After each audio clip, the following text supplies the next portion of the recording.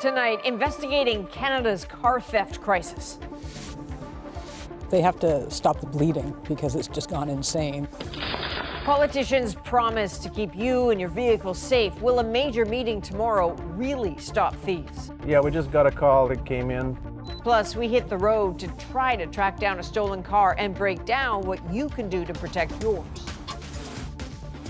Trapped in the snow days after that maritime storm. They care, but they can't do anything. They can't get out of their own house. We're there as rescuers reach those still stranded. And why Alberta is threatening to pull BC wines off the shelf. Seems kind of crazy. A battle spilling over the provincial border. From CBC News, this is The National with Chief Correspondent Adrian Arsenault. Thanks for joining us. Auto thefts are spiking in many parts of this country, and so too is pressure on politicians. Drivers want solutions now. The government says they're on the way. In just hours, a national summit on auto thefts will kick off in Ottawa. Experts, stakeholders, even the Prime Minister will be there looking to hammer out a plan that critics say is already taking far too long. Tonight, we are putting the issue in the spotlight with coverage throughout the hour. We begin with Kate McKenna, who outlines the scope of the problem and the new money being put towards it. It's been a couple of months, but Chris Coyer still has trouble believing his vehicle was stolen from his driveway. They say you go through stages of grief, and I think I went through them all with the car. I was shocked, and then I was mad, and then I was, sad and in tears. Statistics show a big jump in car thefts over the last few years, mostly affecting Quebec and Ontario. That province's Solicitor General sent a letter to Ottawa, writing that this problem has turned into a crisis and all levels of government need to work together. Rampant car thefts are driving up insurance costs, and experts say they're pumping millions of dollars into criminal organizations. These crime groups are using the vehicle as a commodity. Now, Ottawa is moving to do more. Lawmakers are meeting with industry and policing officials at a national summit. I think it's an opportunity for a number of the very important players in this space to share ideas of what we can do to collaborate more. But Conservative leader Pierre Poilievre says the federal government has been asleep at the wheel. He says he'd increase mandatory jail time for thieves and buy new scanners to check shipping crates for stolen vehicles. Our common sense plan to put the brakes on car theft is to secure our ports and lock up the car thieves. That announcement followed a day later by a similar one from the Liberals. Today, I'm pleased to announce an additional investment of $28 million to bolster the Canada Border Services Agency's ability to detect and search containers with stolen vehicles. Chris Coyer says he wants federal leaders to take this issue as seriously as he has, increasing his own protection so his new car doesn't suffer the same fate. I would like to see things stepped up somewhat, something put in place to help a little more with the recovery. So, Kate, this summit gets underway in the morning. Who's going to be there? Well, 5 cabinet ministers are on the list, which is a sign of just how important this government considers this issue. There will also be other politicians, police, vehicle manufacturers, and industry reps. The Liberals say bringing people together for a meeting like this is key to finding solutions for issues that cross jurisdictions, including policing. But I spoke with some stakeholders in the last few hours, and they say this meeting will only be a success if it produces a concrete plan forward. No kidding. All right, Kate McKenna in Ottawa. Thank you. Thank you. We have so much more tonight on this national crisis. Canada's become a candy store for the rest of the world when it comes to auto theft. So you can buy devices designed to find your stolen car. We investigate how they work and how thieves try to get past them, plus some expert tips on protecting your vehicle. That is ahead on The Breakdown. Turning to Nova Scotia and the desperate situation for those still trapped in their homes days after a monster snowstorm buried much of the province. Pictou County got hit very hard, and tonight many roads there remain impassable. Shayna Luck got a first-hand look at neighbors finding ways to reach out and help. On many Nova Scotia backroads, a backhoe is about the only way to get around after the big snow dump. I got out of the house and tried to get outside, and I was basically like drowning in the deep depth of the snow. But Carl Falsness knows his neighbors aren't so lucky, and he takes us to see them in the only vehicle around here that can get through. There's a nurse up the road here. She hasn't gone to work at the hospital or work in her nursing field. There's teachers up the road that haven't gone to school to teach, although I don't think schools have been open. And there's several other families up that way. The massive weekend snowstorm may have hit Cape Breton the hardest, but it was bad here too in Pictou County, which got more than 60 centimeters. It terrified 91-year-old Nellie Bruton, trapped without her home care visits. They care, but they can't do anything. They can't get out of their own house. Her continuing care assistant was so worried about Bruton, she took matters into her own hands. I got on my skidoo and I drove it over to her, and I stayed a couple hours with her and reassured her everything was going to be okay. Pictou County has some 1,500 kilometers of sparsely populated back roads.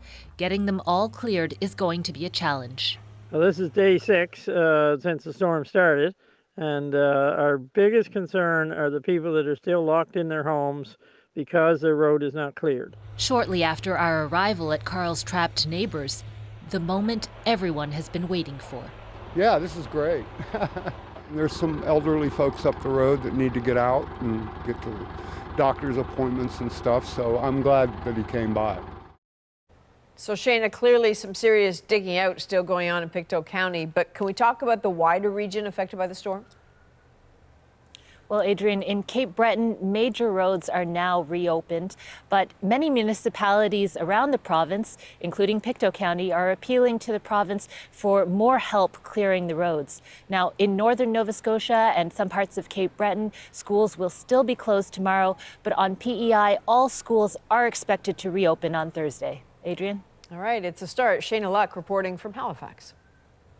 A scary scene on Montreal's South Shore this morning. 2 daycares were evacuated after a gas leak ignited, setting 2 vehicles on fire. So police say the gas line was accidentally hit during an excavation by city workers. Around 150 people were relocated, including more than 100 kids from the daycares. At least 2 city workers were treated on site for minor injuries. After days of pressure to respond to proposed policy changes in Alberta, federal Conservative leader Pierre Poilievre said he is against the use of puberty blockers by minors. JP Tasker has the details and the reaction. Conservative leader Pierre Poilievre is taking a stand on transgender health care. Puberty blockers for minors? Yes. Do you agree with that? Do you agree with that? I think that we should protect children and their ability to make adult decisions when they are adults. After days of vague answers to reporters' questions on the issue, Poilievre now says he's against medicines for minors that pause puberty, including blockers that stop physical changes like the growth of breasts or facial hair.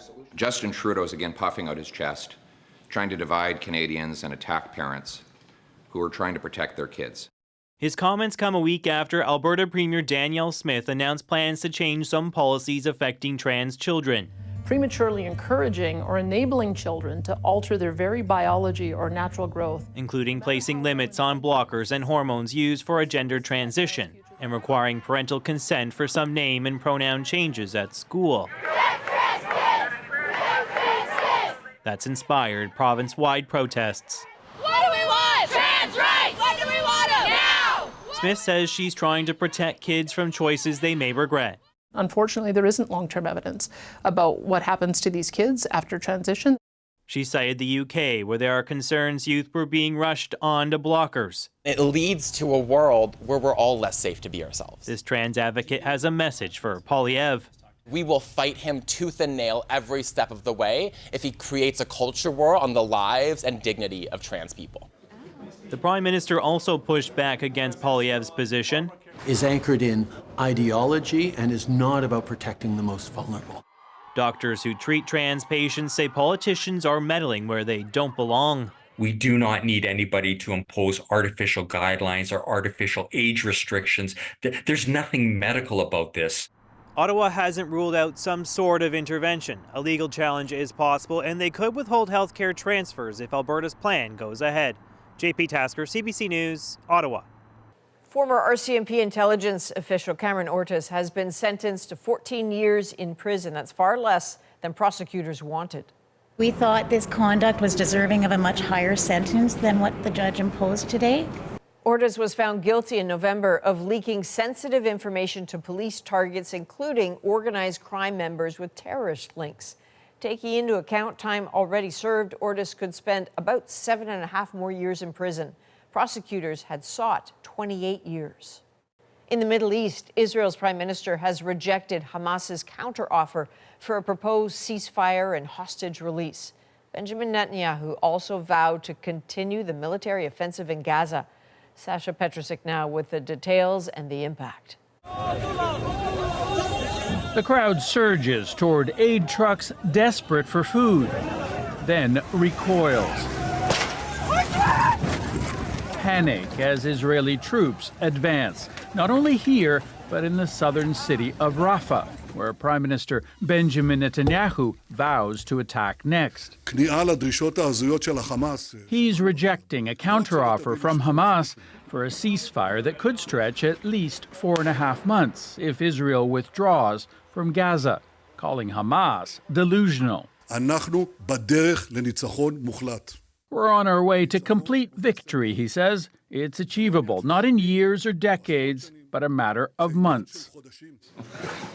Still, as Washington's top diplomat shuttles between Mideast capitals, there is hope for negotiations. While there are some clear non-starters in Hamas's response, we do think it creates space for agreement to be reached. Indeed, talks continue in Cairo.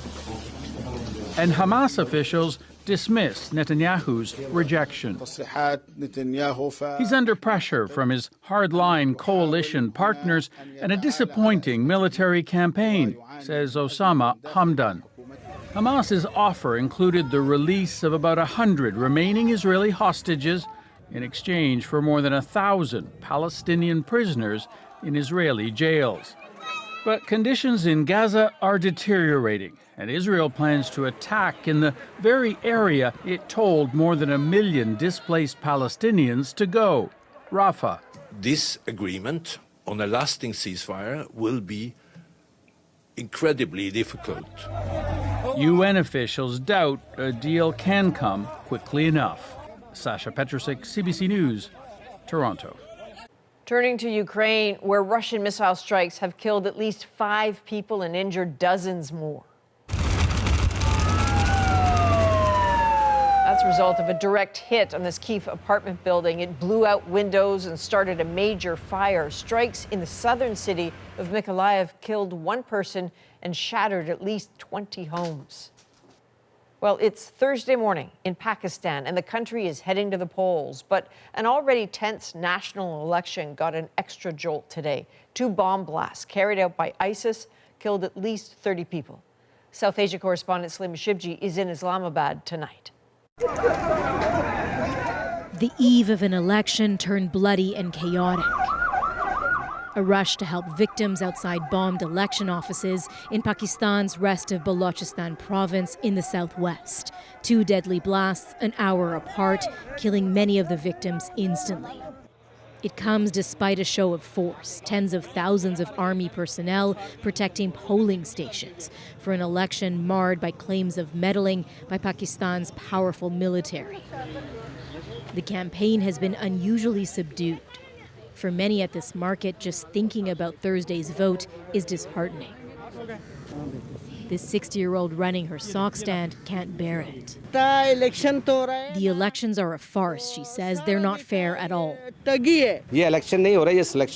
It's not an election, it's a selection, this shopkeeper says. One party is being punished, the other favored.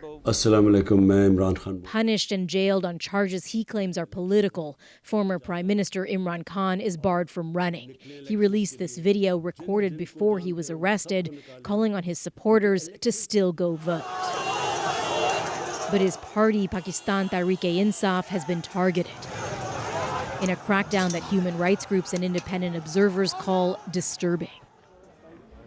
It's pushed Khan's many supporters to rally differently, quietly in backyards under the radar, fueling frustration. There is a hindrance on behalf of the police, on behalf of the administration, because the police is harassing our supporters, and sometimes they are stopping their businesses.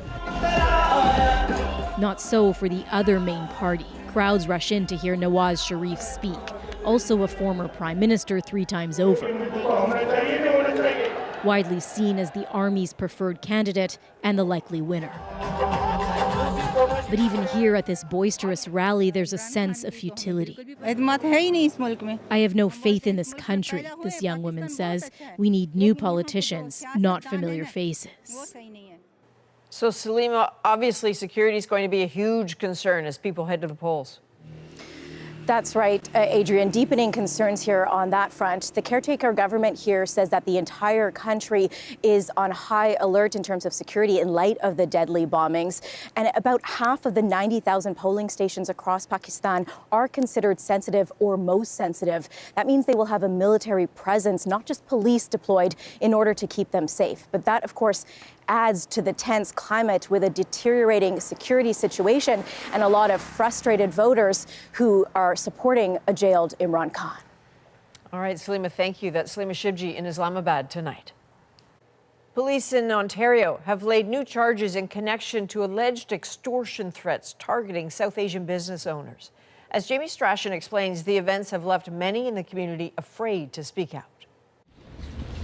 Peel police near Toronto say there's progress after a string of violent extortion attempts. South Asian business owners the targets. The team is currently investigating 29 extortions that date back to the beginning of November 2023. Of those 29, 9 of the incidents have involved shootings with multiple rounds being fired. 5 arrests along with the seizure of weapons and cell phones believed to have been used to make threats. Individual suspects were using social media or internet-based messaging platforms to contact victims under the demand for money with the threat of violence. CBC News contacted numerous victims in Brampton, Ontario. None would talk, even anonymously, for fear of reprisal. The whole, life's been turned in upside and down. This lawyer, who represents targeted business owners, says people are afraid. These folks stop picking up the phone calls, and that's also harming their business. Stop getting out of their homes, going home early, their staff's quitting. Mayors of Brampton, Ontario and Surrey, BC have called for action from Ottawa, saying extortion attempts that demand either dollars or rupees are connected to organized crime in India. We're still trying to sift through stuff to see if there's a connection to India. Right now, with the information that we have, that we are working with, there is not. But officials in Alberta and BC have made that link, saying a series of extortions, arsons, and shootings were orchestrated in India. Experts say these crimes will likely continue until communities believe it's safe to go to police. There's a percentage of people that are not reporting it to the police. Matter of fact, I know some people have paid the ransom demands, if we can call it that, or extortion demands at this particular time. Despite that, Peel Police appealed again for victims to come forward. Jamie Strachan, CBC News, Toronto. Alberta is threatening to pull BC wines off the shelves, sending some in the industry scrambling. We're being strong-armed into this position. The reason for the dispute and what it will take to solve it, next. 1, 2, 3. Awesome! And what's behind pottery's newfound popularity. You're playing with nature. Plus, we investigate Canada's car theft crisis. Canada's become a candy store for the rest of the world when it comes to auto theft. Tracking cars and thieves. We're back at 2.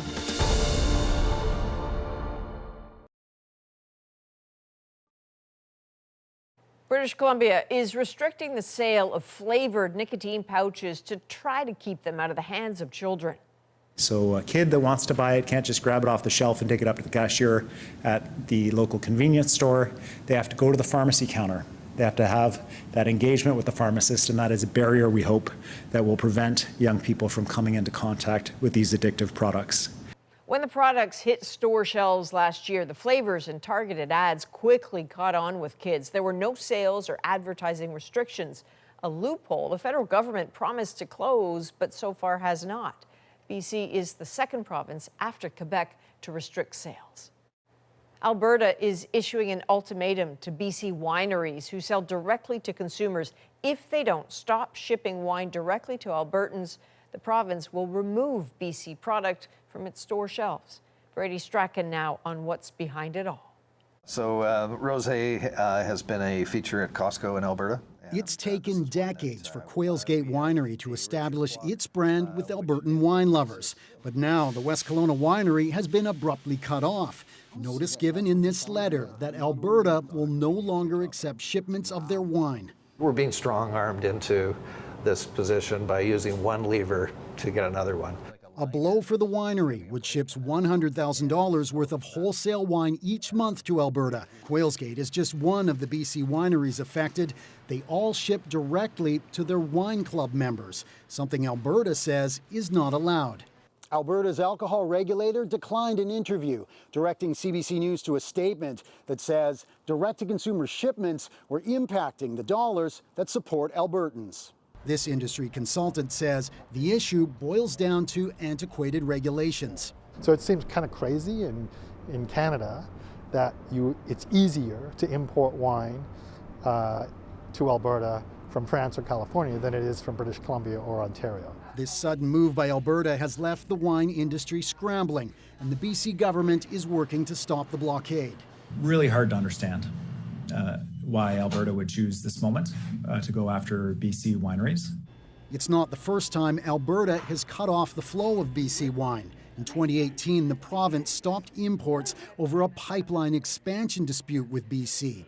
The BC wine industry says disputes like this hurt their business and consumers. Alberta is clearly the second biggest market for BC wineries. A lot of them are long-standing consumers and customers, wine club members. Merlot, Syrah. Alberta's regulator told winemakers it would lift the ban if they agreed to stop shipping directly to Alberta consumers, something this winery is considering.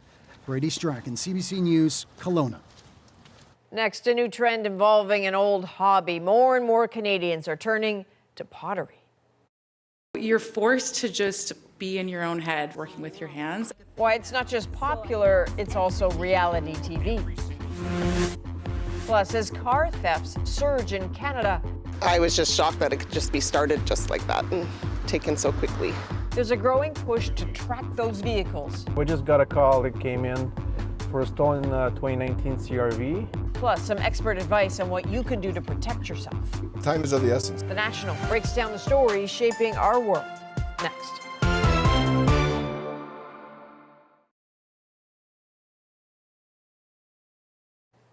Two Canadian comedians are bringing a brand new competition series to CBC tomorrow. As Eli Glasner shows us, they are tapping into a burgeoning national interest. One of the most wild experiences of my life. Ceramics is having a moment. Is now the star of a new reality show on CBC. Clay is the biggest diva in the room.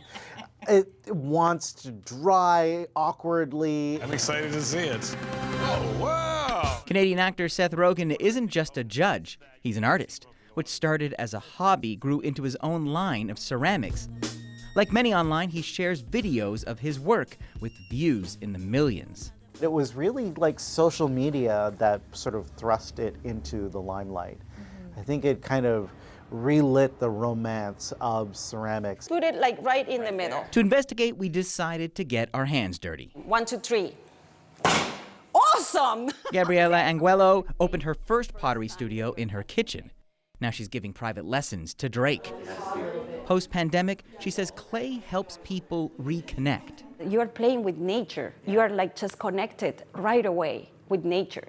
And you're making something artistic. Ooh, look at that. I know. It looks like a thing now. As my blob becomes a bowl, it's easy to see that. What brings people to the wheel is as varied as their creations. You can't physically look at your phone because your hands are messy. So you're forced to just be in your own head. Yeah, just kind of entering like a meditative state. But in Montreal, Garbo Jew learned the life of a potter isn't all it's cracked up to be. Wake me up. To her army of nearly 900,000 followers, she was living the dream. My first Christmas sale, and I think that month alone I made 3 times my monthly salary at my architecture job. But she says the rising costs, the high failure rate, and troubleshooting tricky kilns. You see an error code go on and you're like, okay, well, I guess it's time to play electrician again today. And then you're just trying to, wait for the kiln to cool down and pray that the stuff inside isn't ruined at all. Led to burnout and her studio closing. She hopes the new wave of interest will help people see the real work that goes into those one-of-a-kind objects. Eli Glasner, CBC News, Toronto. Now, we investigate a crime wave causing problems all over this country. Breaking down Canada's car theft crisis, the trackers. He's on the front line in the fight against auto theft. The hackers. Just using this. And the fight for answers. Consumers should be really irate. Our in-depth coverage begins with Thomas Daig as he takes us inside a hunt for stolen vehicles. On the road, tracking a stolen truck. That sound means this one-man search crew is getting closer and closer. And bingo. That's another vehicle nabbed by criminals and now recovered, seemingly undamaged. So how does he do it? We'll get to that in a moment. Many more are never retrieved. Instead, shipped abroad by organized crime, fueling Canada's auto theft crisis. They have to stop the bleeding because it's just gone insane. Victims are demanding more action, many feeling violated by an all too simple and lucrative scheme. Sorry, lady. I was just shocked that it could just be started just like that and taken so quickly.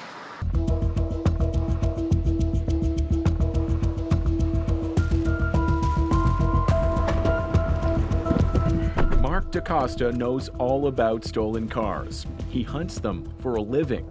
As security director for Montreal-based Tag Tracking, he's on the front line in the fight against auto theft. What are the main vehicles that you're seeing stolen on the streets these days? Mostly Toyotas and Lexus, Honda CR-Vs, and Jeep Wranglers, Range Rovers a lot in Toronto right now. Are they too easy to steal? Yeah, they are. I mean, we haven't seen that many cars being stolen in this amount of time. It rises and rises in the last 2 years. There we go. DaCosta shows us around Tag Tracking's offices. Bonjour. Bonjour. Their locating devices are built here in Montreal. Part computer, part black box like on an airplane. Technicians hide these tags in your car and remotely switch them on if the vehicle is taken. The car owner never finds out how many of these are in the vehicle or where they are. Correct, yes. All kept secret. That way, thieves can't find the tags and owners can't remove them to falsely report a stolen car. Facing rising losses from auto theft, Ontario insurance companies are pushing more customers to get those tags installed, with some vehicle owners ordered to pay a $500 surcharge unless they get Tag Tracking, which costs roughly the same amount. Consider the escalating crisis in the Greater Toronto Area. Auto thefts more than doubled from 2020 to 2023, with some 28,000 vehicles reported stolen last year. We crunched the numbers, and that's 1 every 19 minutes. Look at the list and see if your car is most likely to be targeted. Auto columnist Lorraine Sommerfeld writes for driving.ca. While car owners can take steps to lessen the risk, she says it shouldn't be on them to rely on aftermarket anti-theft devices. So if you make a product that is so easy to steal, don't you think you bear some of the liability for that? I think you do. The automakers. It's got to be a concerted effort, but the manufacturers, you can't tell me they can't do more. They can absolutely do more. Take this 2022 Toyota 4Runner Limited, stolen from an East Toronto driveway on January 10th. At 4:10 a.m., the owner awoke to the sound of the doors being unlocked, and then They started it and drove away, and it was gone. Laura is sharing her nightmare. We agreed to conceal her identity since she fears being targeted again. I've been waking up at 4 o'clock in the morning every day. If I hear a noise in the driveway or outside, I'm awake. Lost kind of trust. Her vehicle's GPS showed the truck was taken to what's known as a cooling off location and parked near this school. The thieves appear to have then ripped out Toyota's built-in tracker and hit the road again. Police told us the 4Runner was later recovered outside of town in Mississauga in a bust with 9 other stolen vehicles. Laura's belongings strewn all over. This is my bill of sale. And here's the kicker. She paid $954 plus tax for Toyota's theft deterrent system. I was under the understanding that it could not be started without the keys. Clearly, it could be. How frustrating was that to learn? Very frustrating. Just to know you can make such a expensive investment and that somebody could just walk up and take it. When we asked Toyota Canada, they declined to provide data on the effectiveness of their anti-theft package. Instead, the company said it's always adding new or improved technical features into new models to further strengthen their security. Consumers should be really irate that they're being forced to spend sometimes thousands of dollars in aftermarket things to protect their very expensive cars. Canada's become a candy store for the rest of the world when it comes to auto theft. Even the States doesn't see anything like this. Back in Montreal, Mark DaCosta is on a new case. Yeah, we just got a call that came in for a stolen 2019 CRV. And what happens now once you get that call? We're going to have to call the customer and validate a couple of information before we head out to look for it. But it sounds like, in your experience, it's not a victimless crime. A lot of time that I saw that we found a vehicle that was stolen, and the owner doesn't want to get it back. They feel like they've been violated. Who wins? The bad guys. And who pays for all that? It's me and you. Thomas, there are a dizzying amount of trackers out there for people to buy. Do they actually work? Generally speaking, yes, trackers will give the owner an indication of where their car was taken, but as we saw there, some can be ripped out, others can have their signal jammed. And the thing is, even if you locate your car, it doesn't always mean you can get it back. All right, well, case in point, you recently reported on that man who had tracked his truck all the way to Dubai.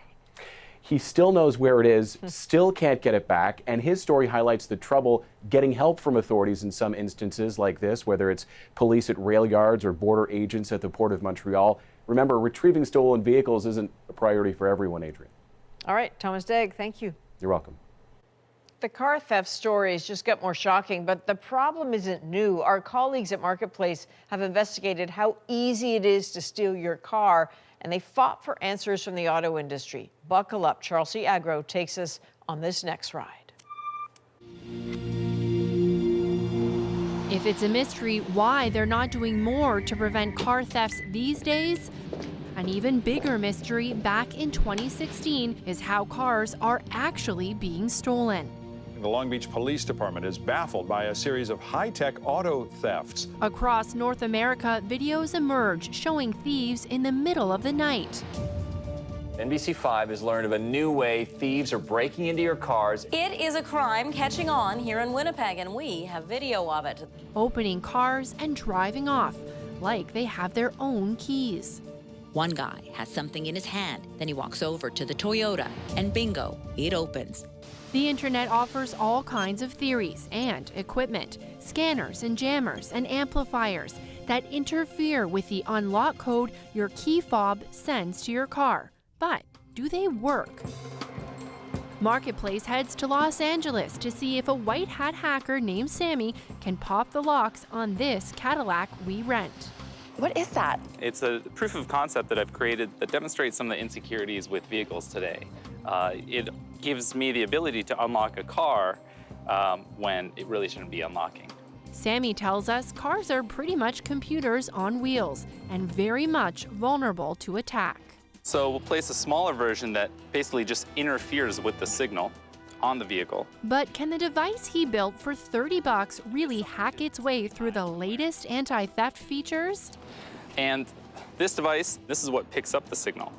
Sammy uses his laptop to figure out the car's frequencies and program his invention. Half an hour later, it's time to test. Hit unlock, try a few times. Cool, so I'm basically taking that signal.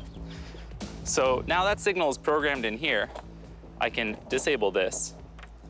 And when I want, I can go up to the car and I can unlock it. So currently we see it's locked. Yep. Can't get in. And then, just using this.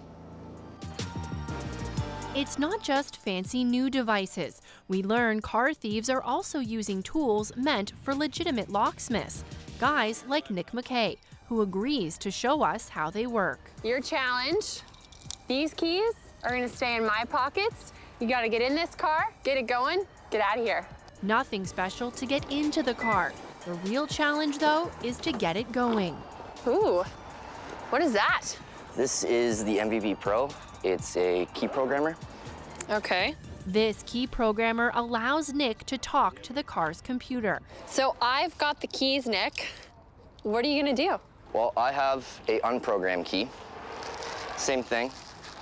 As you can see, it doesn't work the car at all. Okay. I'm gonna basically tell the car to accept this as a new key. He plugs the programmer into the car's diagnostic port, finds the right make and model, and resets the car's immobilizer. The immobilizer is what stops anyone from just coming in with any key, starting it up and going away. So I'm gonna put this key up there, you're gonna hear a little chirp, and this key's tied to it. And there we go, just like that. That's it. Yep. Key programmed. Yep.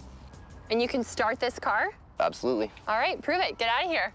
Nick's key programmer costs thousands, but we find plenty of cheaper ones online, and you still can. However they're doing it, car thefts are soaring by 2022, when Marketplace uncovers startling evidence of where some of these stolen vehicles are ending up. Our investigation takes us to West Africa, to car lots and gas stations in the Nigerian city of Lagos. When did this one came to Nigeria? It came in December 4th. 4th of December, 2 months ago? Yes. Our undercover researchers check vehicle identification numbers, run them through a website that lets you search for cars reported stolen, and we find many. This Honda is both made in and boosted from Canada. Check out the sticker from a dealership in Montreal. And can there be any doubt about this Lexus still wearing its Ontario license plate? A quick search confirms the crime. Back home, it hits home for people like Natalie Cara. Take me through it. Like, when did all of this happen? That was a Thursday night, overnight. Both my son and I were sleeping. We're watching her 2020 Lexus being stolen from her driveway. Every day you can read somebody somewhere got their car stolen. And sometimes you hear like 3 or 4 cars a night. And I'm like, this is not a joke what's happening. How come it's so easy? Here's how easy. Natalie's car is stolen 2 more times after that. When that last story airs back in 2022, automakers agree car thefts affect all brands and say they're working on it. But since then, car thefts have reached new highs and criminals have even more methods available to them. Marketplace will continue to push automakers and governments to hit the brakes on stolen cars. And automakers will be in Ottawa tomorrow when that national summit on car theft gets going. They're bound to face pressure to make vehicles harder to steal and easier to track. Canada's car theft crisis continues. How to stop a thief. So the more that you can do to make it more difficult on them and add more time is a great solution. What works, what really doesn't.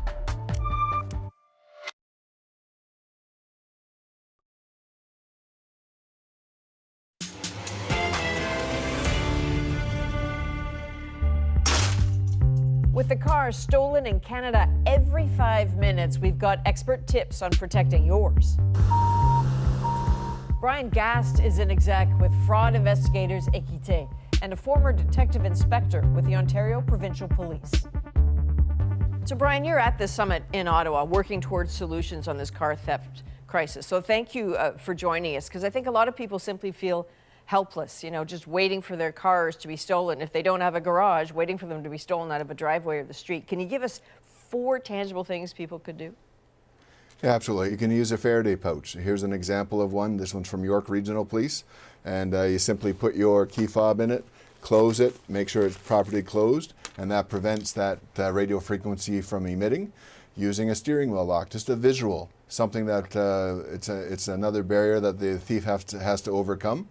And then aftermarket immobilizer is another effective means, as well as an onboard diagnostic port lock, so that prevents them from plugging in and doing a reprogram theft. So not one of those is going to be sufficient on itself. That's why we call it a layered approach. But really protecting against relay attacks and reprogramming attacks are significant advantages for you as an owner of a vehicle. Brian, I have a PIN code to open my phone. Sometimes it looks at my face. Is there not something you can do in a car, like to hit the horn twice and the windshield wiper once? Yeah, and absolutely, and that's the significance with these aftermarket immobilizers. Unless you know that sequence and you can program it yourself with the manufacturer, I always recommend getting these done through the manufacturer.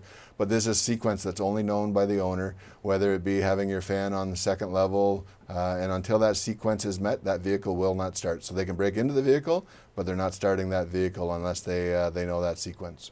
In this whole conversation, what strikes me is that it's putting all the onus on the car owner.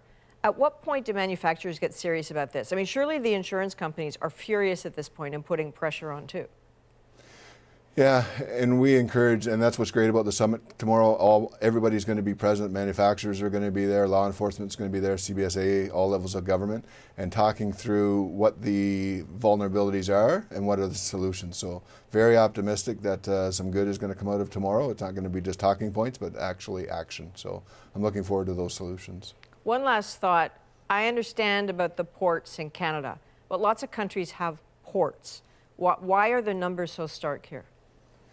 Yeah, it's really, it started during the pandemic where vehicles were being stolen by organized crime groups. They see it as a high reward, low risk. It's fairly lucrative.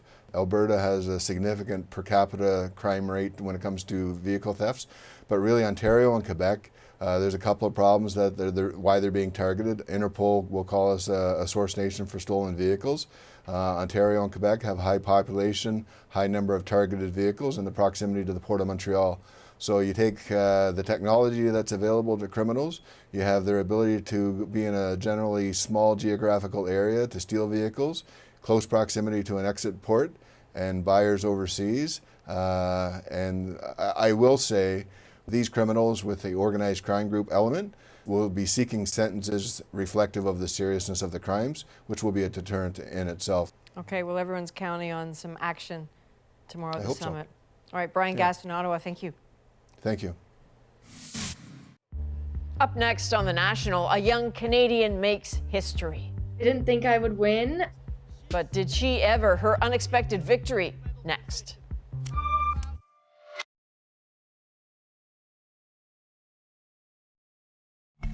Well, there is a fantastic smile. Sonia Schmidt just made history. No wonder she's smiling. She made history as the first Canadian woman to win the Under-23 Nordic World Ski Championships. So she has made her hometown of Whitehorse incredibly proud, but the road to success hasn't always been easy. Tonight, Sonia's historic win makes our moment. Sonia Schmidt's got the lead, and Canada are going to take a gold medal. How about that? Crossing the finish line, it was so unbelievable.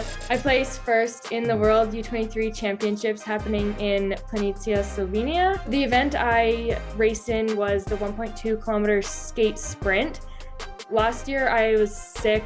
I had long COVID, and I really didn't expect to take a win this season. She may well be able to move up into the gold medal position. I was lucky to qualify for the heats to begin with. I qualified in 29 out of 30 athletes, and as a Canadian, I wasn't expected to get a result like this. She's beaten all the favorites. Scandinavians tend to dominate cross-country skiing. It's really rare for a North American to be on the podium. Even the other nations came to congratulate me. I'm really happy to do that for Canada. And Sonia Schmidt has stolen the under-23 gold. Sensational. And Canada's really happy for you, Sonia. Well done. You heard her say there that she had long COVID last season. She had to stop skiing for a while. She took up tree planting, got really physically fit doing that. It has served her well. Thank you for being with us. You can watch anywhere, anytime on the free CBC News app and subscribe to the National's YouTube channel. I'm Adrienne Arsenault. Take care.